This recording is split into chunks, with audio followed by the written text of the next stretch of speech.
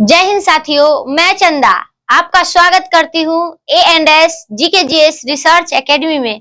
तो जैसा कि आपको पता ही होगा, पिछले वीडियो के माध्यम से जो क्लास 7 के NCERT हिस्ट्री का चैप्टर नंबर 4 जो है मुगल 16वीं से 17वीं शताब्दी तक, इसके बारे में जाने थे। यानी क्या, तो पार्ट 1 और पार्ट 2 में हम मुगल साम्राज्य के बारे में जाने थे। तो चलिए हम थोड़ा सा पिछले वीडियो की ओर चलते हैं, इसके बारे में जानते हैं, उसके बाद आज के टॉपिक की ओर चलेंगे। तो सबसे पहले जानते हैं मुगल साम्राज्य के बारे में।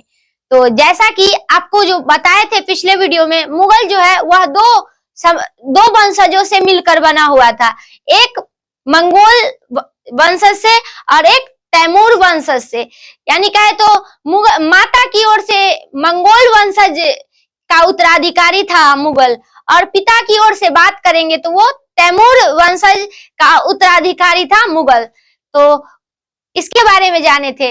उसके बाद जाने थे मुगल साम्राज्य की स्थापना के बारे में। तो जैसा कि आपको बताए थे मुगल साम्राज्य की स्थापना के बारे में, तो इसका स्थापना हुआ था 1526 ईस्वी में, और मुगल साम्राज्य दिल्ली पर चला था, यानी शासन किया था 1526 से लेकर 1857 ईस्वी तक। तो इसको याद रखिएगा। तो उसके बाद हम मुगल साम्राज्य इतना दिन चला था, तो विभिन्न शासक भी इस पर शासन किए थे, जिसमें आपको हम पहले बताए थे। यानी क्या है, तो मुगल साम्राज्य के प्रथम शासक के बारे में, तो वह था बाबर। बाबर जो थे वह 1526 से लेकर 1530 ईस्वी तक मुगल दिल्ली पर शासन किए थे, और इन्हीं के शासन काल में प्रथम पानीपत का युद्ध हुआ था। तो इसको भी याद रखिएगा। यानी कहे तो पानीपत की प्रथम लड़ाई,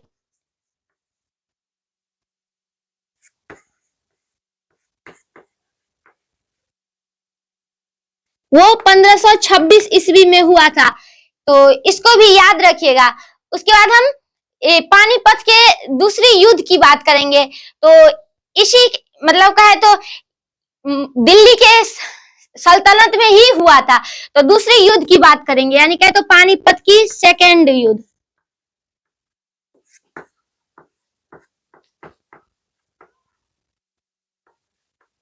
तो ये 1556 ईस्वी में हुआ था। यानी कहे तो ये प्रथम जो लड़ाई हुई थी पानीपत का, वह हुआ था बाबर और इब्राहिम लोदी के बीच, जिसमें बाबर की विजय हुई थी और इब्राहिम लोदी की हार हुई थी। और दूसरा युद्ध जो हुआ था वह अकबर और हेमू के बीच हुआ था, जिसमें अकबर का विजय हुआ था। तो ये दोनों इंपॉर्टेंट है, तो इसको याद रखिएगा। उसके बाद हम जाने थे मुगल साम्राज्य के प्रथम शासक, तो आपको बता दिए जो है बाबर। और अंतिम शासक की बात करेंगे तो वो थे बहादुर शाह जफर, यानी कहे तो अंतिम शासक।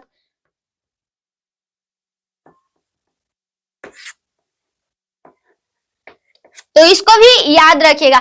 उसके बाद हम बताए थे यानी कहे तो मुगल साम्राज्य पर विभिन्न शासक शासन किए थे, जिसमें बाबर हो गए, हुमायूं हो गए, उसके बाद आपको बताए थे अकबर हो गए, शाहजहां हो गए, उसके बाद औरंगजेब हो गए। तो इन सभी के बारे में हम पिछले वीडियो में जाने थे, इसके शासन काल के बारे में जाने थे। उसके बाद इनके द्वारा विभिन्न जो नियमों लाया गया था, इसके बारे में जाने थे। तो और अब हम इन सभी शासकों में सबसे शक्तिशाली शासक की बात करेंगे, तो वो थे औरंगजेब। तो इसको याद रखिएगा।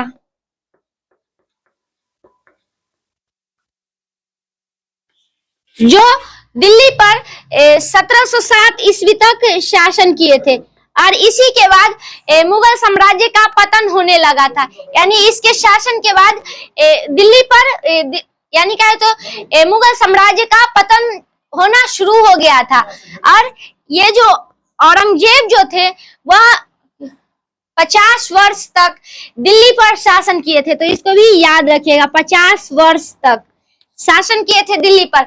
और औरंगजेब को सबसे शक्तिशाली शासक मुगल साम्राज्य का बताया गया है, और इनके समय में विभिन्न विस्तार हुए थे। यानी कहे तो दिल्ली पर के क्षेत्रीय विस्तार विभिन्न हुए थे।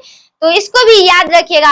उसके बाद हम और भी विभिन्न व्यवस्थाओं के बारे में जाने थे पिछले वीडियो में। उसके बाद जाने थे मुगल साम्राज्य से जो पहले के वंश थे वह अस्थाई नहीं थे, यानी कहे तो वो थोड़े समय के लिए दिल्ली पर शासन करते थे, जिसमें आपको हम दिल्ली सल्तनत में बताए थे गुज्जर प्रतिहार वंश के बारे में, राष्ट्रकूट वंश के बारे में, पाल वंश के बारे में और भी विभिन्न वंश के बारे में आपको हम पिछले वीडियो में बताए थे। तो आपको जैसा कि बताए थे वो सब कुछ समय के लिए दिल्ली पर शासन किए थे, उनका काल अवधि छोटा था, लेकिन जब से मुगल साम्राज्य की स्थापना हुई तो ये अस्थाई हो गए, यानी कहे तो मुगल साम्राज्य अस्थाई शासन किए।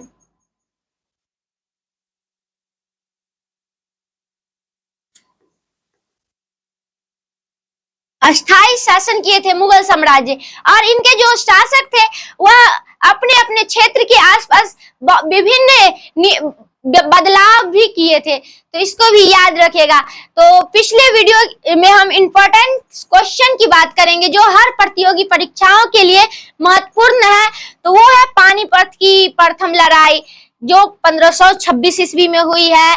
उसके बाद दूसरी लड़ाई जो अकबर के समय में 1556 ईस्वी में हुई है, और भी विभिन्न क्वेश्चन है। तो अगर आप वो पिछले वीडियो नहीं देखे हैं तो वो पहले पिछले वीडियो देखिए, उसके बाद आज का वीडियो देखिएगा और कमेंट में बताइएगा।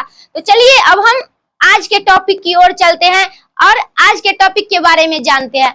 तो आज के टॉपिक में हम जानेंगे उत्तराधिकारी की मुगल परंपराएं, यानी कहे तो मुगल साम्राज्य जो था उसमें उत्तराधिकारी की परंपरा की बात कर रहा है। जैसा कि आपको हम बताए थे तैमूर वंश के बारे में, जो तैमूर वंश के जो शासक होते थे वह बताए थे कि ज्येष्ठ पुत्र जो थे वह उत्तराधिकारी नहीं बनेगा, यानी कहे तो अगर किसी सम्राट के अगर बड़े पुत्र है तो प्राचीन समय में उसको उत्तराधिकारी बना दिया जाता था, लेकिन जब से तैमूर वंश आया था तो बताया गया था कि अगर सम्राट के जितने पुत्र हैं तो वो सब बराबर उत्तराधिकारी बनेंगे, यानी हर क्षेत्र पर के अलग अलग उत्तराधिकारी बनेंगे, यानी कहे तो उत्तराधिकारी का पद बंटवारा कर दिया गया था। तो वही मुगल साम्राज्य में भी हुआ था, तो इसके बारे में जानेंगे। उसके बाद जानेंगे ज्येष्ठाधिकार क्या होता है, इसके बारे में हम इस चैप्टर में इस टॉपिक में जानेंगे। उसके बाद जानेंगे हम मुगलों के अन्य शासकों से संबंध, यानी जानेंगे जब मुगल साम्राज्य था तो और अन्य जो शासक थे, यानी कहे तो अन्य वंश के जो शासक थे उससे मेल मिलाप था कि नहीं, इसके बारे में हम जानेंगे। उसके बाद हम आगे जानेंगे मनसबदार और जागीरदार के बारे में, यानी कहे तो मनसबदार क्या होता है और जागीरदार क्या होता है, इसके बारे में जानेंगे। उसके बाद हम जानेंगे जब्त उसके और जमींदार, इसके बारे में जानेंगे। और उसके बाद जानेंगे 17वीं शताब्दी में मुगल साम्राज्य, यानी मुगल साम्राज्य 16वीं से 17वीं शताब्दी तक आए तो इसमें क्या क्या बदलाव हुए थे, इसके बारे में हम इस चैप्टर में जानेंगे। तो चलिए पहले हम पहले टॉपिक की ओर चलते हैं जो है उत्तराधिकारी की मुगल परंपराएं। तो उत्तराधिकारी की बात करेंगे तो मुगल वंश के जो शासक होते थे वह तैमूर वंश के परंपराओं को अपनाते थे, यानी कहे तो ज्येष्ठाधिकार को अपनाते थे। जिस तरह तैमूर वंश में बताया गया था जो अगर सम्राट अगर एक राजगद्दी पर बैठा हुआ है और उसके मृत्यु के पश्चात अगर उसके बड़े पुत्र यानी कहे तो ज्येष्ठ पुत्र थे उनको उत्तराधिकारी बना दिया जाता था, लेकिन तैमूर जब से आए तो उन्होंने इस पद को बंटवारा कर दिया, यानी कहा गया जो सम्राट के जितने पुत्र होंगे उन सभी बारी बारी से उत्तराधिकारी बनेंगे। तो इसके बारे में तैमूर वंश बताया और वही नियमों को मुगल साम्राज्य ने भी अपनाया था, तो इसको याद रखिएगा। तो अब हम ज्येष्ठाधिकार के बारे में जानेंगे। तो ज्येष्ठाधिकार क्या होता है? यह एक उत्तराधिकारी पद होता है, यानी जैसा कि आपको हम अभी ही बताए हैं, सम्राट यानी सम्राट के उत्तराधिकारी उसका बड़ा पुत्र बनता है, तो ये एक उत्तराधिकारी पद होता है जिसमें पिता के बदले यानी पिता की मृत्यु के पश्चात उसके बड़े पुत्र ज्येष्ठाधिकार बनेंगे, यानी कहे तो उत्तराधिकारी बनेंगे। तो यही था उत्तराधिकार, तो यानी कहे तो ज्येष्ठाधिकार या कहे तो उत्तराधिकार, तो यही था। उसके बाद हम आगे चलते हैं, जो है मुगलों के अन्य शासकों से संबंध, यानी कहे तो मुगल जो जब से दिल्ली पर मुगल साम्राज्य की स्थापना हुई थी, यानी मुगल साम्राज्य की 1526 में स्थापना हुई थी, तो दिल्ली में मुगल ही सिर्फ नहीं थे, और भी शासन करने वाले शासक थे, जिसमें थे राजपूत वंश थे, सिसोदिया वंश थे, और भी विभिन्न वंश अन्य क्षेत्र पर शासन करते थे। तो मुगल जो थे वह अस्थायी रूप से हो गए, शक्तिशाली बन गए कुछ समय के बाद। तो उसमें कुछ वंश, यानी कहे तो मुगल साम्राज्य की जब स्थापना हुई थी, तो इसके क्षेत्र में मिलने के लिए मुगल शासक अन्य वंश के शासकों को बताया, यानी कहा मेरे साम्राज्य में मिल जाए। इसके लिए युद्ध भी विभिन्न हुआ, फिर भी कहे तो राजपूत वंश ये मानने के तैयार नहीं हुए कि हम इस मुगल साम्राज्य में मिल जाए। सिसोदिया वंश के जो शासक थे वो मिलने के लिए तैयार नहीं हुए। उसके बाद इसके लिए भीष्म युद्ध भी हुआ। उसके बाद जब मुगल साम्राज्य शक्तिशाली बन गए, यानी कहे तो शक्तिशाली,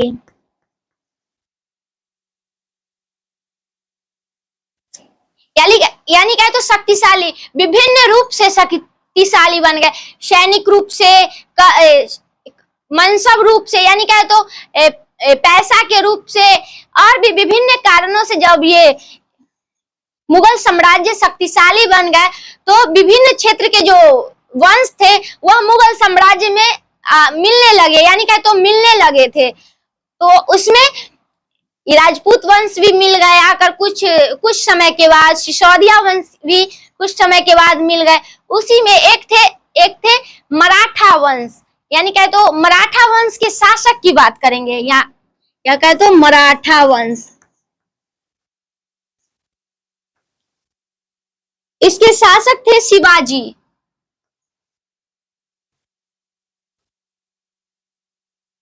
शिवाजी ने भी कुछ समय के बाद मुगल साम्राज्य में मिलने की अनुमति मांगी, तो अकबर द्वारा, यानी उस समय मुगल साम्राज्य पर अकबर शासन करते थे, तो इन्होंने बताया शिवाजी का अपमान कर दिया, यानी इनको मिलने की अनुमति नहीं दी, यानी मुगल साम्राज्य में मिलने की अनुमति अकबर ने शिवाजी को नहीं दी।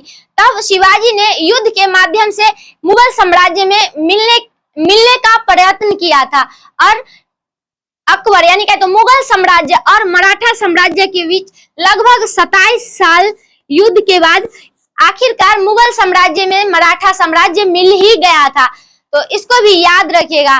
तो उसके बाद जब हरेक यानी कहे तो क्षेत्रीय विस्तार के जो शासक होते थे, तो मुगल साम्राज्य में मिल गए, तो इसका तो शासन क्षेत्र बढ़ गया, तो इसके लिए प्रशासन की आवश्यकता होती थी।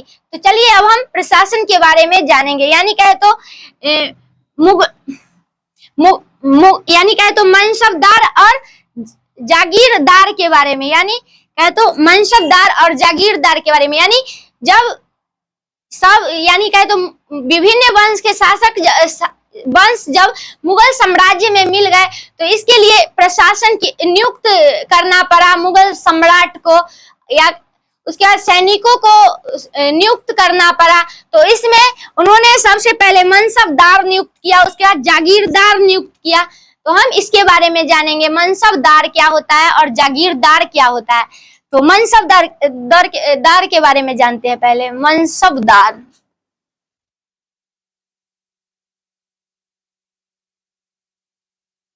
तो हम पहले जानते हैं मनसब के बारे में। मनसब क्या होता है?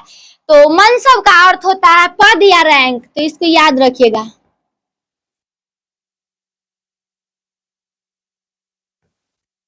यानी क्या है, तो मुगल साम्राज्य में जब विभिन्न शासक मिल गए थे, तो उसी में से कुछ शक्तिशाली शासकों को चुना गया और उसको मनसबदार घोषित किया गया, या कहे तो पद या रैंक। यानी जैसे कि कुछ चीजें में अगर नौकरी हो जाती है तो उसका मतलब प्रमोशन होता है, यानी उसका पद दिया जाता है, रैंक दिया जाता है। तो उसी तरह उस समय साम्राज्य, उस समय के जो लोग होते थे उनको मनसबदार नियुक्त किया जाता था, और मनसबदार का अर्थ होता था पद और रैंक। और इसके कार्य के बारे में अब हम जानेंगे, यानी पद रैंक ये है, एक सरकारी नौकरी होता था के तरह होता था, यानी कहे तो मनसबदार जो है एक सरकारी पद होता था। तो इसका काम क्या होता था, यानी मनसबदार का क्या काम होता था? तो इसका काम होता था सैनिकों को नियुक्त करना और विभिन्न क्षेत्रों पर इसको लगाना, यानी कहे तो पहले ये सैनिकों को नियुक्त करेगा,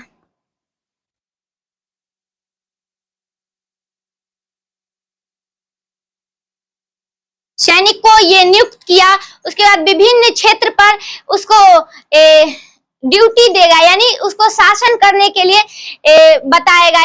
इस क्षेत्र पर मतलब इस मनसब को नियुक्त करेगा, विभिन्न क्षेत्रों पर मनसब को नियुक्त करता था क्योंकि वहां उसका सुरक्षा प्रदान हो सके, इसके लिए।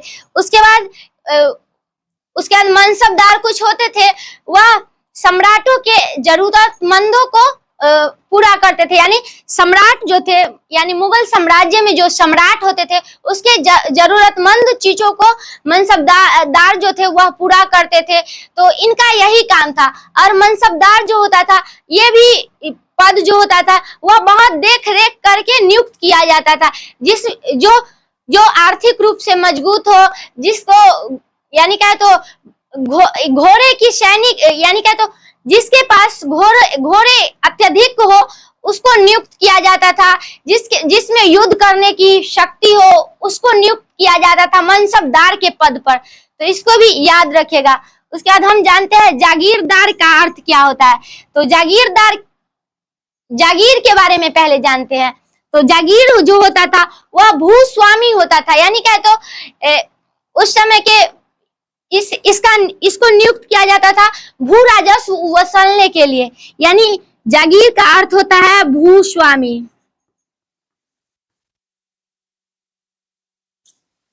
भूस्वामी होता था और इसका कार्य होता था भू राजस्व वसूलना, यानी कहे तो जब क्षेत्रीय विस्तार हुआ था तो वहां पर लगान लगाया जाता था, यानी कहे तो भू राजस्व का अर्थ होता है कर वसूलने के लिए जागीरदार नियुक्त किया गया था मुगल सम्राट के द्वारा।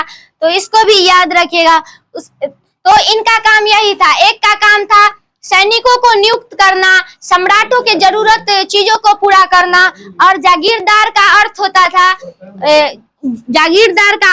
था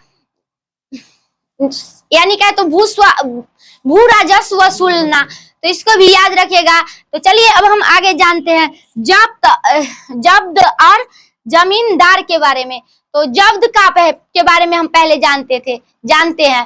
तो जब्त क्या होता है? तो यह एक ये फसल पर लगाने वाले कर व्यवस्था था, यानी कहे तो जब्त यह फसल पर लगाए गए कर की एक व्यवस्था था जो अकबर के समय में आया था। यानी कहे तो अगर एक जमीन है, यानी ये जमीन हुआ और इस पर जितना उपज होगा उसके अनुमान ये जब्त प्रक्रिया द्वारा कर लगाया जाता था। तो इसको याद रखिएगा। और ये जब्त जो है वह अकबर के समय में लाया गया था। उसके बाद जमींदार के बारे में जानते हैं। तो जमींदार क्या होता था? तो जमींदार होता था वह उस समय, यानी कहे तो मुगल साम्राज्य जब शासन करते थे उसके आसपास के जो क्षेत्र होते थे उसमें जो सबसे शक्तिशाली होते थे, जो भूस्वामी होते थे, इनको नियुक्त किया जाता था।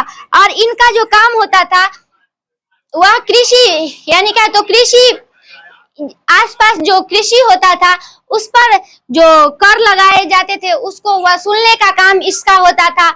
और इनका जमीन नहीं होता था, यानी जमींदार का जमीन नहीं होता था, लेकिन इसको कर वसूलने की अनुमति सम्राटों के द्वारा दिया जाता था।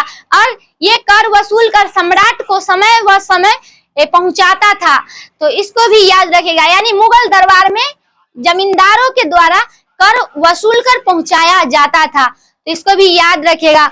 उसके बाद अब हम जानेंगे 17वीं शताब्दी में मुगल साम्राज्य, यानी 17वीं शताब्दी जब आई थी उस समय मुगल साम्राज्य में विभिन्न बदलाव हुए थे, इसके बारे में हम जानेंगे।